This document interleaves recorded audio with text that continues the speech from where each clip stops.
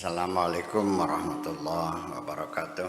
Waalaikumsalam warahmatullahi wabarakatuh. Bismillah tawakkaltu ala Allah la haula wala quwwata illa billah. Asyhadu an la ilaha illallah wa asyhadu anna Muhammadar Rasulullah. Allahumma salli ala sayyidina Muhammadin wa ala alihi wa sahabatihi ajma'in amma ba'd. Kita lanjutkan ke halaman 265 alinea sebelum terakhir. Bismillahirrahmanirrahim. Ya gulamu, kita terjemahkan saja, wahai anakku, ya gulam, wahai anakku. Ta'arrad li ma'rifatillah azza wa jalla.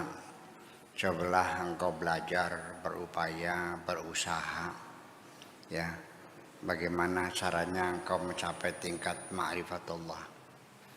Artinya apa? Mengenal Tuhan. Cobalah belajar bagaimana caranya supaya kamu bisa kenal Tuhan. Fa innaha aslu kulli khairin. Karena mengenal Tuhan itu atau ma'rifatullah itu adalah pokok dari segala kebaikan. Sumber dari segala kebajikan. Idza aktsarta ta'atahu, apabila engkau memperbanyak ketaatan kepadanya, artinya ketika engkau selalu mentaati Tuhanmu, ya, a'taka ma'rifatahu, Tuhanmu akan memberi kepadamu kemakrifatan. Kalau kamu nurut, kamu akan diperkenalkan, ya, dengan Tuhan. Ya, walihada qala Nabi sallallahu alaihi wasallam, untuk itu Kanjeng Nabi bersabda, idza ata'al 'abdu rabbahu, ketika seorang hamba mentaati Tuhannya azza wa jalla, a'tahu ma'rifatahu, maka Tuhannya akan memberikan kemakrifatan. Apabila seorang hamba itu mentaati Tuhannya, maka Tuhan akan memberinya kemakrifatan. Diperkenalkan maksudnya. Fa idza taraka ta'atahu, ketika hamba itu meninggalkan ketaatannya, artinya ketika tidak taat lagi, ya, lam yaslubha, tidak dicabut oleh Allah, kemakrifatannya tidak dihapus. Ketika hamba itu taat, dikasih makrifat. Ketika tidak taat, tidak dicabut makrifatnya, tidak dicabut. Ya, bal yubqiha fi qalbihi, tapi tetap dibiarkan ada di dalam hatinya. Liyahtajja biha alaihi yaumal qiyamah, nanti sengaja dibiarkan ada di dalam hatinya, nanti bakal menjadi argumentasi, dijadikan alasan di hari kiamat engkau akan dihukum oleh Tuhanmu. Ya, sengaja tidak dihapus sebagai argumentasi nanti.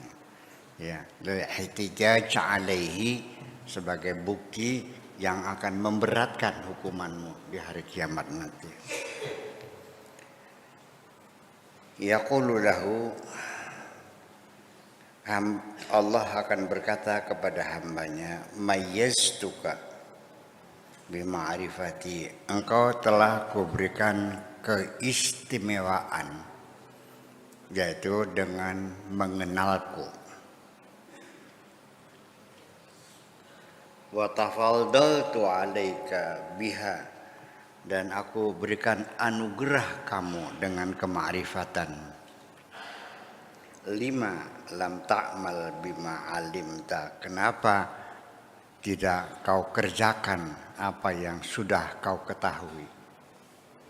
Kenapa engkau tidak mengamalkan ilmumu? Kenapa engkau tidak mengerjakan sesuatu yang sudah kamu ketahui? Itu nanti. Ya. Jadi artinya bahwa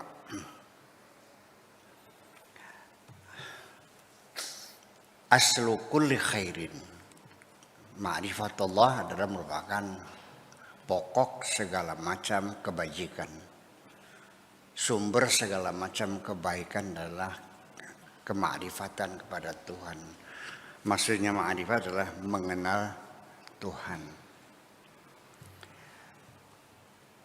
Seperti apapun santri yang mondok di Carangpinggan, sepinter apapun dia mondok di sini, nggak ada artinya kalau belum kenal pengasuhnya. Ya, nggak ada artinya. Ya, jadi artinya bahwa dengan kenal Allah itu sebagai sumber segala kebajikan. Sekarang nggak usah Tuhan dulu deh. Kalau kamu kenal baik dengan bupati, enak nggak? Dengan gubernur? Kamu kenal presiden? Kenal Raja Salman? Disayang oleh Raja Salman? Sudah pasti. Ya, sedangkan presiden saja, raja saja, Anda sudah hebat kok. Apalagi Anda disayang oleh yang punya alam semesta ini. Ya. Jadi artinya dengan mengenal Tuhan, Anda merasa hidup di dunia ini nyaman. Anda merasa nyaman enggak? Tinggal di suatu rumah, tapi kamu tidak tahu rumah siapa. Pemiliknya yang punya ini siapa nggak tahu.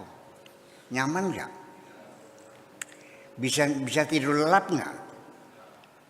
Tidur di satu rumah tapi kamu tidak tahu yang punya siapa. Nah, begitu juga di alam dunia ini. Kamu tinggal di dunia, kamu tidak kenal dengan yang mencipta dunia ini. Bisa nyaman nggak? Enggak, percaya deh. Ya, nah, cuman kamu tidak mengerti bahwa ketidaknyamanan itu kamu rasakan dengan susah tidur, gelisah, kacau balau, kegaduhan, kekecewaan. Itu semuanya kan karena tidak kenal. Iya, jadi minimal setelah kenal Tuhan, Anda akan merasa nyaman, damai hatinya. Oh ya, yang sudah kenal dengan yang punya alam semesta ini. Anda naik motor, nggak tahu motornya siapa, enak nggak? Anda dikasih hidangan, kasih makanan, dihormati oleh seorang, ya, dengan kamar tidurnya pakai AC, kamar mandinya kayak air panas, makanannya mewah, tapi Anda tidak ditemui oleh tuan rumahnya, nyaman nggak? Sekarang Anda pengen kenal Allah nggak? Benar nih. Itu. Ya, ini masalahnya memang kita sendiri juga nggak tahu ya kenapa sih tidak pengen kenal Allah. Kenapa sih tidak ada kerinduan kepada Allah? Kenapa sih kok selama ini kita menikmati segala karunia-Nya kok nggak pernah muncul rasa cinta kepada Allah? Satu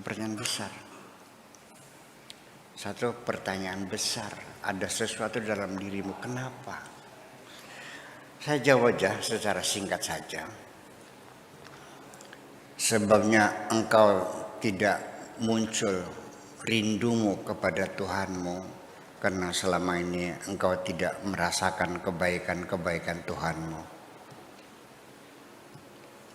Apa yang kau dapatkan berupa rizki, kesehatan, kecerdasan, kenyamanan, punya rumah, punya anak, punya istri, punya sawah, punya mobil, punya semuanya. Semuanya engkau klaim bahwa ini kudapatkan dari jerih payahku. Ini adalah hasil banting tulang peres. Sejak itulah Anda tidak pernah merindukan Tuhanmu. Betul nggak? Iya. Sekeras-kerasnya hati seorang perempuan menolak cintaku. Tiap hari ku beri uang sejuta, kasih mobil, kasih rumah. Lama-lama jatuh cinta gak sama saya? Mungkin awalnya ngece, wong berisak, orang demen. Iya. Tapi setelah tiap hari saya kasih uang sejuta. Berarti sebulan berapa? 30 juta ya. Kasih sawah, kasih rumah. Lama-lama cinta enggak? Jadi ini salah satunya pintu masuk menuju cinta. Anda harus merasakan kebaikan-kebaikan Tuhanmu. Kalau enggak, gimana merindukan? Oke. Tidak kenal tidak masalah. Ketika masih dalam proses. Ketika saya ngirim uang sama seorang perempuan yang saya cintai. Setiap bulan 15 juta transfer dari orang yang mencintaimu. Saya tidak sebutkan namanya. Tapi tiap bulan 15 juta. Minta gelang saya kasih, minta kalung saya kasih. Tapi belum pernah ketemu. Sampai bertahun-tahun. Jujur aja nih. Di hati perempuan kepengen ketemu nggak yang tukang ngirimin duit nih? Nah sekarang ini kan Allah ngasih kamu rezeki yang tak terhingga. Sampai saat ini belum pernah ketemu kan? Ada nggak rasa kepengen ketemu? Enggak kan? Jujur aja, enggak kok. Ya kan aneh. Ada apa sesuatu itu? Yaitu pengingkaran itu berawal dari tidak pernah merasa diberi oleh Allah. Makanya wala in kafartum inna adzabi lasyadid. Jadi kufur nikmat itu bukan kader, bukan hanya inna adzabi lasyadid. Tak pentungi mangsa wurunga. Bawa ke sakal ngereking ke. Iya, begitu inna adzabi lasyadid menganggap ringan kufur nikmat itu. Pernah dengar gak? Orang cerita itu kan kufur nikmat. Iya kan? Menganggap ringan kan itu kufur. Iya. Inna adzabi lasyadid wa la in kafartum inna adzabi lasyadid. Adzabun syadidun kader konon. Ya kan enggak masuk akal. Gitu. Ya, jadi artinya bahwa seseorang mencuri, nipu, bohong, segala macam, selesai kok. Asal datang minta maaf, selesai. Ya, kamu sering mencuri uang ibu tiap hari, sering berangkat sekolah, bolos, ketangguhan dijewer, selesai. Tapi begitu engkau tidak mengakui kebaikan ibumu, enggak dijewer kok.